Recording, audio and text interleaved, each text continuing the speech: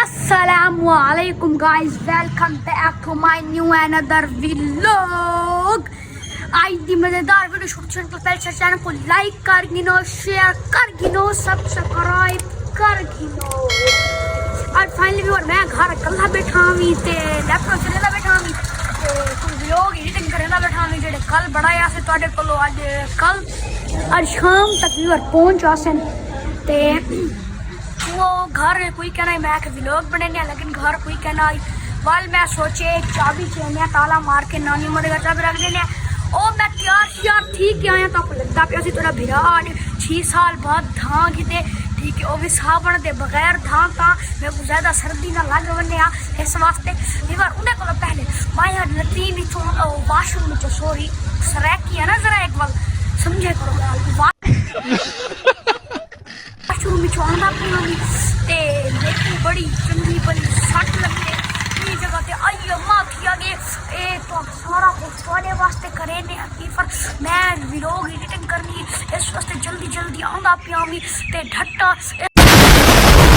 Viewer जीवे करके साको finally चाबी के ये लप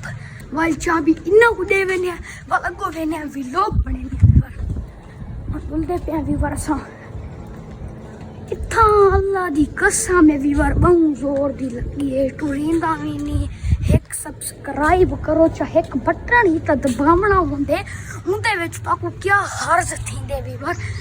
एकदम इन्होंने वक्त बदल दिया, जज्बात बदल दिए, जिंदगी बदल दी। कसम नाल था बड़ी लगी है बहुत लगी है उनके बावजूद भी मैं व्लॉग बनेदा पता देख सकते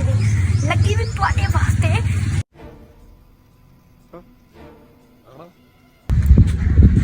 अरे शरारत करूंगी यार इन्हें खेर भद गार के भजावी नहीं भद नहीं है।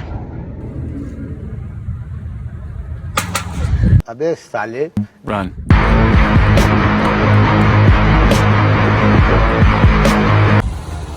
ये देख सकते हो